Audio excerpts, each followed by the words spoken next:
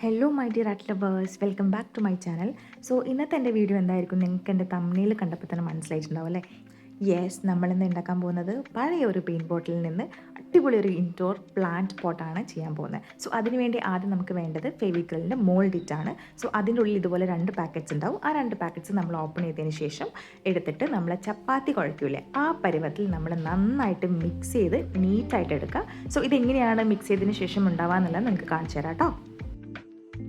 നിങ്ങൾക്ക് എങ്ങനെയാണോ കംഫർട്ടബിൾ അതുപോലെ നിങ്ങൾ കൈകൊണ്ട് മിക്സ് ചെയ്തെടുക്കുക. എനിക്ക് ഇങ്ങനെ ചെയ്യുമ്പോഴാണ് കംഫർട്ടബിൾ. സോ ഇതിങ്ങനെയാണ് ഉണ്ടാവുക. കണ്ടില്ലേ കളർ, ഈ ഒരു കളറിൽ അത് റെഡിയായി വരണം. അതിനുശേഷം നമ്മൾ ടാൽക്കം പൗഡർ എടുത്ത് നമ്മുടെ ആ ടൈലിട്ടതിന് ശേഷം ഇതിങ്ങനെ വെച്ചിട്ട് നമ്മൾ പരത്തിയെടുക്കുക. അങ്ങനെ ഇത് നമ്മുടെ ചപ്പാത്തി പരത്തുന്ന പോലെ പരത്തിയെടുക്കുക. ഞാനത് 2 പാക്കറ്റ്സ് ആണ് യൂസ് ചെയ്തത്. നിങ്ങൾ യൂസ് ചെയ്യുമ്പോൾ 3 പാക്കറ്റ്സ് വാങ്ങിച്ച് യൂസ് ചെയ്യുക. എന്നിട്ട് കുറച്ച് കട്ടിയിൽ ചെയ്യുക. കാരണം എൻ്റെ കയ്യിൽ 2 പാക്കറ്റ്സ് ആയതുകൊണ്ട് ഞാൻ കുറച്ച് നൈസായിട്ടാണ് പരത്തിയത്. മാത്രമല്ല ഞാൻ ചെയ്തപ്പോൾ കുറച്ച് ഗ്യാപ്പും വന്നിരുന്നു. നിങ്ങൾക്ക് അത് അവസാനം കാണാൻ പറ്റും, ശ്രദ്ധിച്ചാൽ മനസ്സിലാവും. അതിനുശേഷം ഇതുപോലെ ഇങ്ങനെ കത്തി വെച്ച് അത് സ്കെയിൽ വെച്ച് അളന്നതിന് ശേഷം കത്തി വെച്ച് കട്ട് ചെയ്തെടുക്കുക. എന്നിട്ട് കുഞ്ഞു കുഞ്ഞു പീസസ് ആയി നമ്മുടെ ബ്രിക്സ് പോലെ ഒരു കുഞ്ഞു കുഞ്ഞു പീസസ് ആയിട്ട് എടുക്കുക. ഇതാ ഇപ്പോൾ കാണുന്ന പോലെ.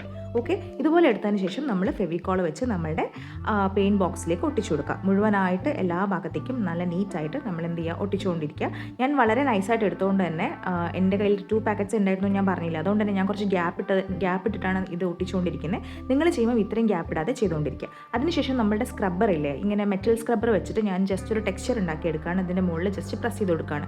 നന്നായിട്ട് പ്രസ് ചെയ്യുന്നുണ്ട്, അത്യാവശ്യം നന്നായിട്ട് പ്രസ് ചെയ്തിട്ട് നമ്മൾ എന്ത് ചെയ്യുകയാണ്, ടെക്സ്ചർ ഉണ്ടാക്കി എടുക്കുകയാണ്. പിന്നെ ഈ ഒരു സാധനത്തിൻ്റെ പ്രത്യേകത എന്ന് പറയുന്നത്, മോൾഡിറ്റിൻ്റെ പ്രത്യേകത എന്ന് പറയുന്നത്, നമ്മൾ എപ്പം എങ്ങനെ തൊട്ടാലും അതിൻ്റെ ഷേപ്പ് പെട്ടെന്ന് മാറും. അപ്പോൾ അതുകൊണ്ട് ചെയ്യുമ്പം സൂക്ഷിച്ച് ചെയ്യുക, അധികം ഷേപ്പ് മാറാതെ ചെയ്യാൻ ശ്രമിക്കുക. ഓക്കെ, പിന്നെ പെർഫെക്ഷൻ ഒന്നും നോക്കി നിൽക്കേണ്ട ആവശ്യമില്ല. നമ്മളിങ്ങനെ ചെയ്തിട്ടാണല്ലോ എല്ലാ കാര്യങ്ങളും പെർഫെക്റ്റ് ആയി വരുന്നത്.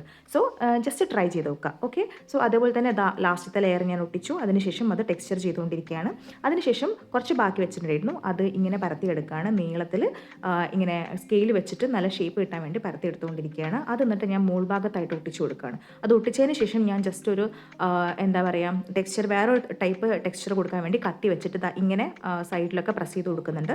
അതിനുശേഷം നമ്മൾ എന്താ ചെയ്യാൻ വെച്ചാൽ black colour paint, acrylic paint എടുത്ത് അത് ഫുള്ളായിട്ട് ബ്ലാക്ക് കളർ അപ്ലൈ ചെയ്ത് കൊടുക്കുകയാണ്.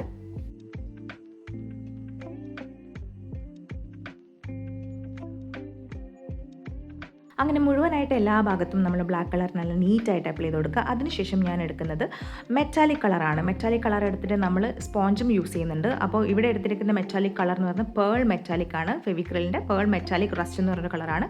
അത് ഞാൻ സ്പോഞ്ചിൽ മുക്കിയതിന് ശേഷം സ്പോഞ്ച് കൊണ്ട് ജസ്റ്റ് ഇങ്ങനെ പ്രസ് ചെയ്ത് കൊടുക്കുകയാണ്. നമ്മളുടെ ആ ഒരു ബ്രിക്കിൽ മാത്രം ഒരു ബ്രിക്ക് എഫക്റ്റ് കിട്ടാൻ വേണ്ടിയിട്ടാണ് ഞാനത് ചെയ്യുന്നത്. അങ്ങനെ എല്ലാ സ്ഥലത്തും ഞാനിങ്ങനെ നമ്മൾ ഒട്ടിച്ച ആ ഒരു പോർഷനിൽ മാത്രം ഞാനിങ്ങനെ പ്രസ് ചെയ്ത് കൊടുക്കുകയാണ്. നല്ല നീറ്റായിട്ട് എല്ലാ ഭാഗത്തും പ്രസ് ചെയ്യുക, നല്ല വൃത്തിയായിട്ട് നമ്മൾ പ്രസ് ചെയ്തുകൊണ്ടിരിക്കും. പിന്നെ ഇടയ്ക്കൊക്കെ പുറത്തൊക്കെ പോകും, പക്ഷേ അത് മൈൻഡ് ചെയ്യേണ്ട ആവശ്യമില്ല. ജസ്റ്റ് നമ്മൾ മാക്സിമം നീറ്റായിട്ട് ചെയ്യാൻ ശ്രമിക്കുക, അത്രയേ ഉള്ളൂ. അതിനുശേഷം ഞാൻ എടുത്തിരിക്കുന്നത് വൈറ്റ് അക്രലിക് കളേഴ്സാണ്. വൈറ്റ് അക്രലിക് പെയിൻറ്റ് എടുത്തതിന് ശേഷം ഇങ്ങനെ ബ്രഷ് വെച്ചിട്ട് ആ ഒരു വിടവ് കണ്ടില്ല, ആ വിടവിൽ കൂടെയൊക്കെ നമ്മൾ എന്ത് ചെയ്യുകയാണ്, വൈറ്റ് കൊടുത്തുകൊണ്ടിരിക്കുകയാണ്. ആ കല്ലിൻ്റെ, അതായത് നമ്മൾ ബ്രിക്ക് എഫക്റ്റ് ചെയ്യാനാണല്ലോ ശ്രമിച്ചത്. അപ്പോൾ ആ ബ്രിക്കിൻ്റെ ഇടയിൽ കൂടെയൊക്കെ നമ്മളിതിങ്ങനെ വരച്ചുകൊണ്ടിരിക്കുകയാണ്, ഒരു ബോർഡർ കൊടുത്തുകൊണ്ടിരിക്കുകയാണ് എല്ലാ ഭാഗത്തും.